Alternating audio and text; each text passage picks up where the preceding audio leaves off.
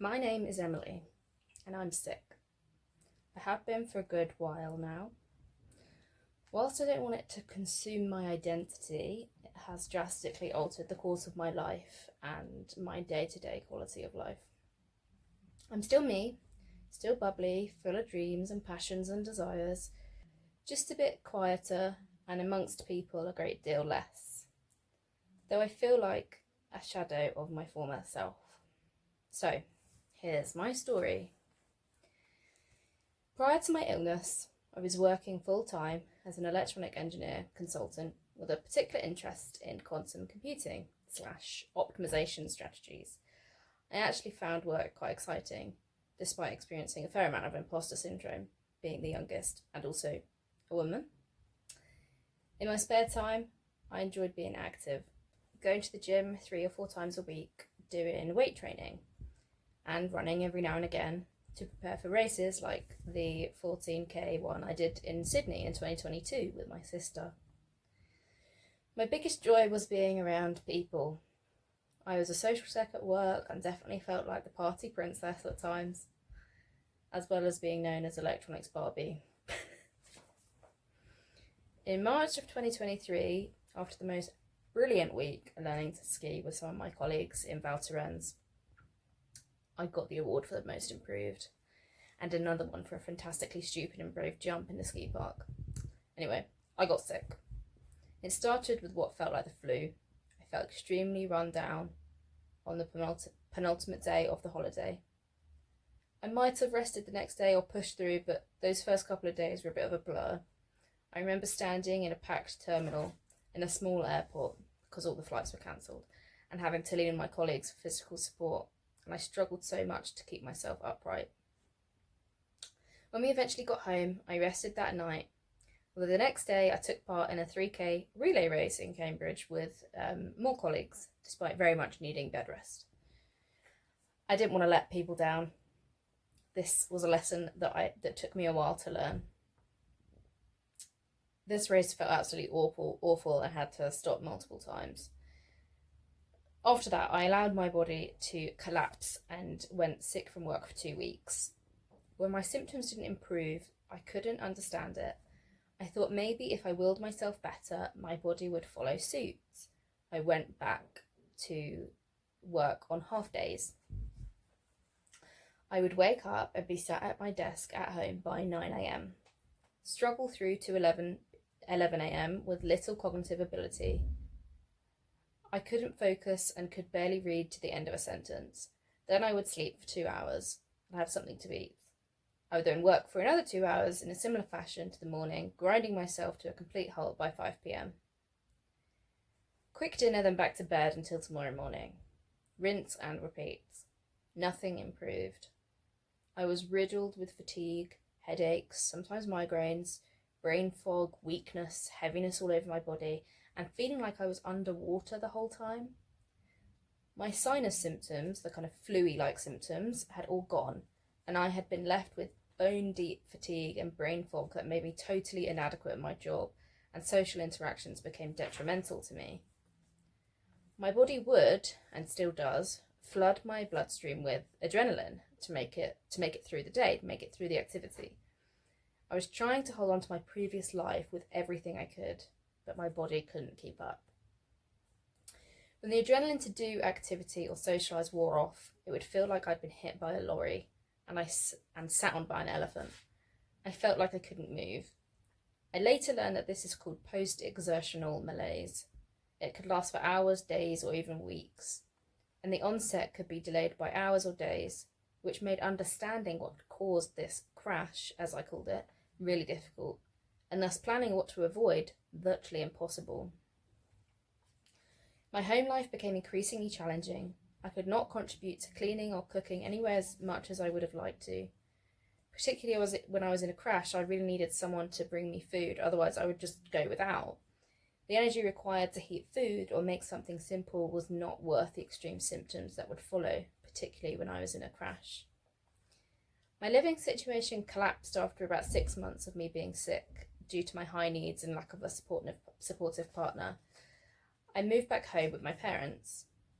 what a relief it was to me to be cared for by people who loved me and tried their best to understand what I was going through, despite never having experienced it themselves. I wish I could say I got better soon after moving home, but I didn't. Up until now, I had been seeking a diagnosis of CFS, also known as chronic fatigue syndrome, also known as ME, myalgic encephalomyelitis. As the symptoms listed on Google, plus it occurring after a virus, seemed very similar to my experience. I spent these first 6 months and the following year researching and trying self-healing methods when the doctors, private and NHS, were pretty useless. I tried detoxes, diets, yoga, brain retraining, meditating, focusing on joy or activities that are enjoyable, grounding, breath work, supplements, so many supplements, a kinesiologist, acupuncture, though I do love acupuncture, and it helps with many things. So yeah, I've tried a lot. If you have ME/CFS or are waiting on a diagnosis, I would suggest you do not use a vagus nerve stimulator. It works for some people, but the risk, I think, is really big.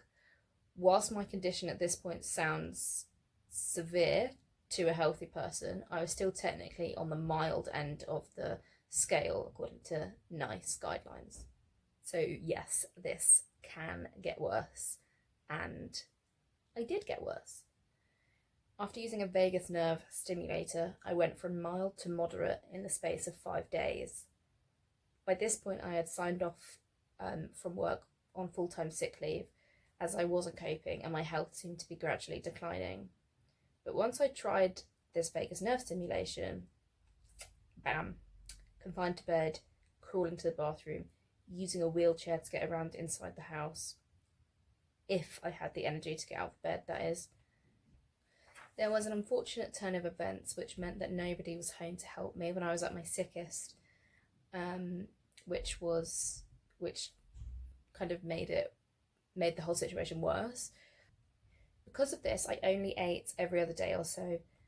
The longer I went without eating, the worse my orthostatic intolerance became. Hello, new symptom. And also, therefore, nausea came into the picture as well. When I tried to eat, I could barely swallow it without having the feeling that I was on a boat. I lost a lot of weight in a short period of time, and all of my symptoms were significantly worse. And most of all, I was scared. I couldn't look after myself. My health was getting worse despite being off work full-time for many months now and doing everything these online CFS experts said I should do. I tried countless variations of brain retraining to make my body believe it was safe again, but nothing worked. Now everything scared me. Socialising.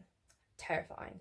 I'd prepare for weeks ahead of time to be rested enough for a 1-hour interaction with a friend, and clearing my calendar for at least a week or 2 after it to recover. Noise and bright lights. Everything remotely sensory would exasperate my symptoms and send me to bed. My body literally found it exhausting to process bright lights and loud noises. You can forget a physical exercise. I was lucky to get from one room to another in my house without feeling that I was going to faint. This is me at my worst. This was me at my worst. And this is what a crash is like if I overdo it nowadays. Although generally my baseline is a tiny bit better. I can walk for just under 5 minutes before it becomes extremely difficult to move my legs at all. My vision becomes blurry and I experience the feeling of when you're about to faint, but without actually fainting. In addition to the usual bone-deep fatigue. I take my stroller with me so that I can sit down and rest when I need to, and it gives me support when I'm experiencing that muscle weakness I spoke about earlier. I have recently got myself a fancy new electric wheelchair, which has been incredible, and I'm able to go around a shop with a friend. My sensory symptoms are not as bad as they used to be, thankfully, or I can ride up into town, which used to be a short walk for me, or to the doctor's. I am pleased to announce that I can read now, although it has been a long process.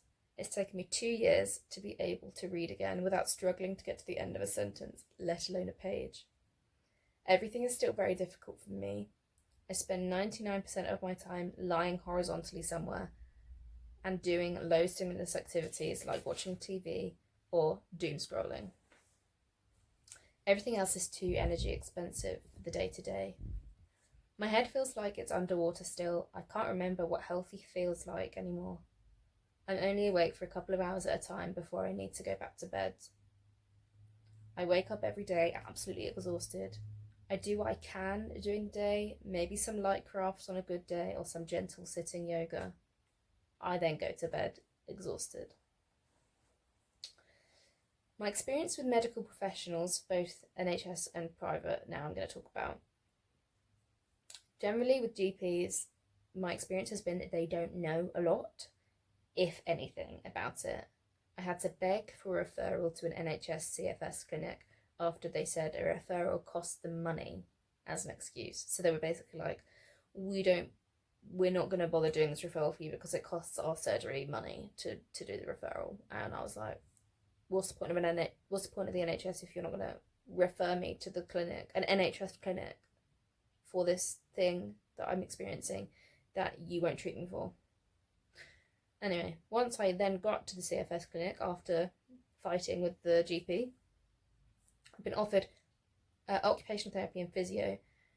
I'm not sure how much either professions are taught about it, at least in my experience.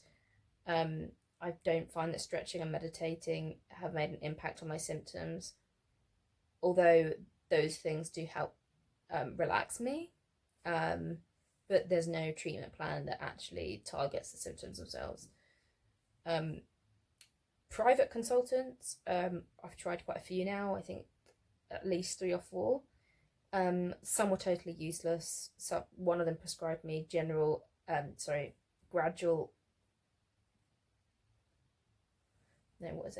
gradual exercise therapy, which was very harmful to me, and it's actively not recommended by NICE guidelines. And most people, that makes them worse. Others kind of let me do my own research and try new medications, which is not ideal because you're then taking a lead, and I think it's good to be researching, like, know what is going into your body, but like you would hope your doctor would lead the charge, if you like. I don't have any medical, I have no medical background, so like me coming up with, oh, this drug, people have tried this drug on Reddit, can we try this drug? Like, this doesn't seem like logical, scientific at all, and it just was like shooting in the dark. Anyway, that's the bad stuff. One private consultant I've seen so far has been great. She's technically not a long COVID or ME CFS expert, but she's investigated everything under the sun to rule out everything out. We believe now that because of high COVID antibodies in my blood, that I do in fact have long COVID. And whilst the charity here that we are raising money for is seeking funding for research into ME, the two conditions are intricately linked. Most people with long COVID go on to develop ME, which is probably what has happened in my case. The next step in the plan is to take part in a treatment called apheresis. And this is basically a process that is used to clean the blood, a bit like dialysis. I can link some stuff below if you're interested to learn a bit more about that, and I will probably do some more videos explaining the process and my recovery, if I do have a recovery from the apheresis. The hospital where I'm receiving this is the Cromwell Hospital in London, and it's the only place in the UK that offers this treatment. And whilst I don't know if it will help me, no other drugs have helped me so far. At least there is an option for those of us that are unfortunately sick. So please, please, please donate to this charity. They do amazing work and fund their own research projects. Let's get people their lives back into society, back chasing their dreams, and back loving their life. I just want to extend a huge heartfelt thank you to my big sister Kate, who will be running this marathon. Her support, understanding, and just generally being there for me when I physically needed the support, is second to none. And thank you to Martin, her partner, now fiance, who has always been there to help me out alongside Kate. Thank you for running this race in honour of ME at Long COVID CFS. It means the world to me, truly.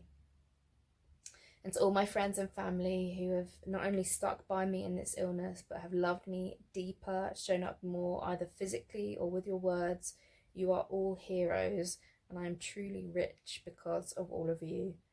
Every person that has sent me a kind message, who has come a long way to visit me, or who has listened to my crying and laughing on the phone, these moments have been a lifeline.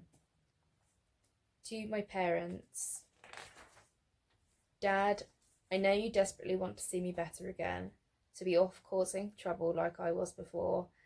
Sorry you get the brunt of my mischief now. If you leave the crisps out, they are fair game. You're in a female-dominated house, and I think it's fair to say you've heard it all now, and can be safely considered one of the girls. Not that you had much of a choice. Mum, you have been my warrior. You may give off Mrs. Tiggywinkle vibes, but you are a tiger, and you love your family fiercely. I am moved by your care, and how fiercely you fight for my health with medical professionals, and with acquaintances or friends that don't quite get what I'm going through. If someone asks if I'm just depressed or anxious, I know that person will leave that conversation more educated than they were before. And to anyone watching this video, just thank you for taking the time to listen to me. And if if you're someone who doesn't have a chronic illness, just thank you for lending an ear and opening your mind and heart to listen to someone's situation who might be very different to yours. You might know someone with a chronic illness, or you might not know anyone with a chronic illness. And just like to say thank you if you have watched this, just for taking the time out to listen and perhaps empathise with someone who's having a difficult time, or a group of people that are having a difficult time. And I would urge you, please, to donate to this charity that we are raising money for. There are lots of other charities out there, but this is the one that we've chosen. And to those of you that are struggling with chronic illness, that are struggling with ME, CFS, long COVID, I just, more than anything in the world, I just would love to cure us all. I would love to say that we can all find joy in what's lives we have now, in the smaller lives that we have, that our bodies have kind of created for us. And I do think that is true. I think we can find love in and joy in a smaller life, and that might be what you want, and that's fine. I still think that it's okay to want a cure. It's okay to want to get better. It's okay to not be happy with your situation, and finding some acceptance that, okay, I'm not, maybe this isn't ideal, and I'd love to be positive all the time. We'd all love to be positive all the time, because being positive means happy, means peaceful, means healthy. And